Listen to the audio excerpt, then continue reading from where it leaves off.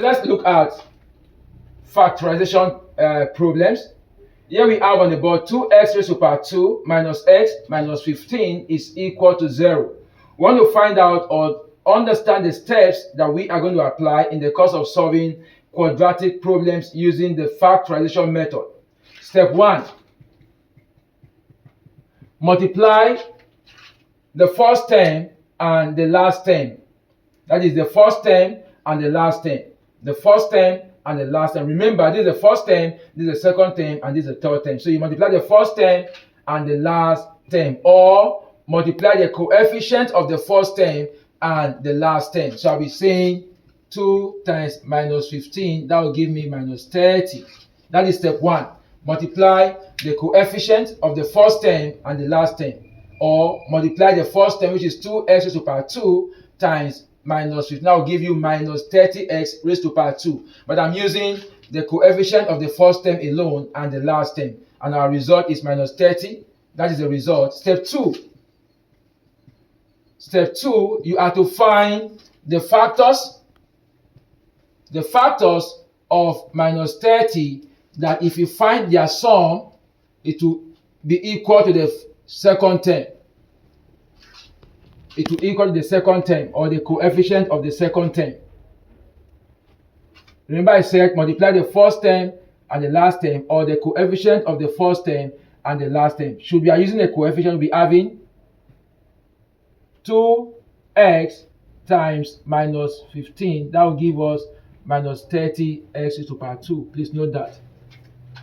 So if you want to use the first term, you have this result. If you're using the coefficient of the first term, you have this result. Second step, I said find two factors of this answer or this answer, that when you multiply them, you get back this answer. But if you add them up, you get the coefficient of the second term, or you get back the second term. Now, two factors of minus 30 are 6 and 5. 6 and minus 5. 6 and minus 5. But if you add 6 and minus 5, your answer will be plus 1.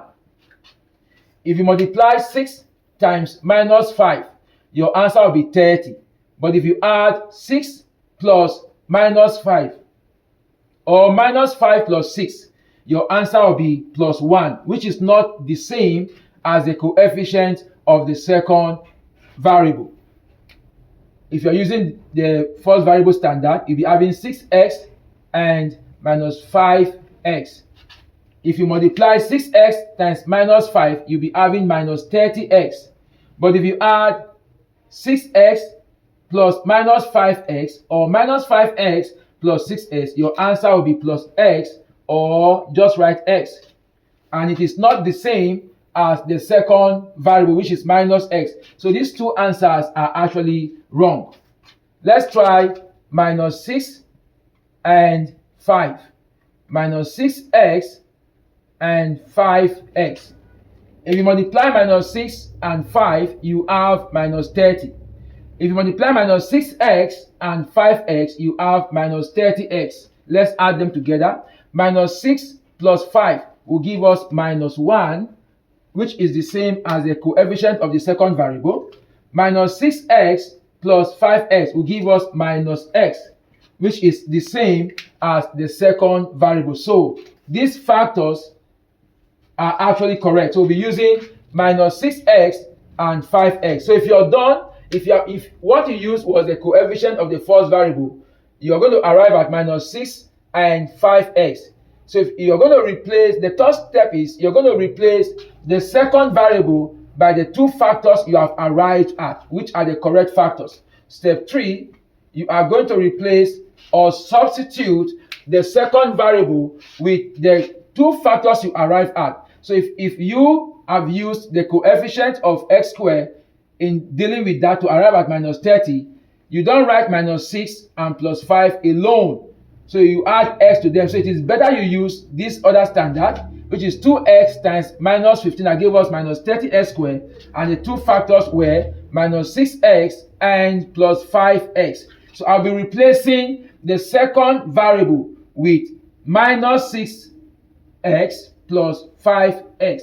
and that will lead us to this function. That will be 2x raised to power 2 minus 6x plus 5x minus 15 is equal to 0. Remember, we have replaced the second variable with the two factors we got, minus 6x plus 5x. Now, at this step, the number 4 step is factorize now by grouping. Step 4, grouping method. Use the grouping method to factorize the problem now that we have. We have 2x squared minus 6x plus 5x minus 15 is equal to 0. Grouping method is this, what I have. Grouping method. In your grouping method, in the first equation, ask yourself what is common in the first equation. Is 2 and x. 2 is a factor here, 2 is a factor here, and x is a factor, x is a factor. So 2x is common. So I'll write my 2x out, open the bracket, 2x into 2x squared, I'll be left with only x. When 2x as a factor goes into 2x raised to power 2, what is left is just x. 2x into minus 6x, my answer will be minus 3. 2 into 6 is 3, and x will cancel x, so your answer is minus 3. Now go to the next bracket. 5x and minus 15, you ask yourself what is common between these two factors. What is common between them is 5. So bring out the 5 plus 5, open the bracket. 5 into 5x is x. 5 will cancel 5, you'll be left with x. Then plus 5 into minus 15, that will be minus 3. Plus 5 into minus 15 is minus 3, is equal to 0. Now, you will notice that the two brackets are the same. So only bring these two numbers out in a new bracket as 2x plus 5 times one of the brackets, since they are the same, times one of the bracket is equal to 0. It is at this point you now apply the a, b is equal to 0 principle, where this is a and this is b. If that is true, then we'll be having 2x plus 5 is equal to 0, and x minus 3 is equal to 0. Remember, I said in the previous class that h and t are the roots of the equation. So we're going to solve that here. 2x plus 5 is equal to 0. We'll be saying x alone is equal to minus 5 over 2. Of course, you know that 5 will be leaving to the other side, and that will become minus 5 over 2. Let me take it easily. Let me take it again easily so that you don't get confused in the course of studying. Let me just leave it for 2x alone. 2x is equal to minus 5.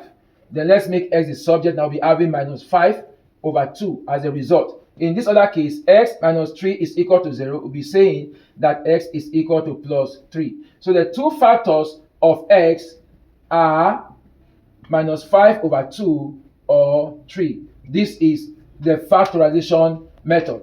Remember, I said step 1, multiply the first variable and the last variable. Step 2, find two factors of the result you got in such a way that if you multiply them, you get the actual result you got. If you add them up, you get the second variable. After that, I said substitute the second variable with the two factors you've arrived at. After that, factorize using the grouping method. And if you've done that, then apply the AB is equal to 0 principle, and you arrive at your final answer. So see you in our next other class. Thank you.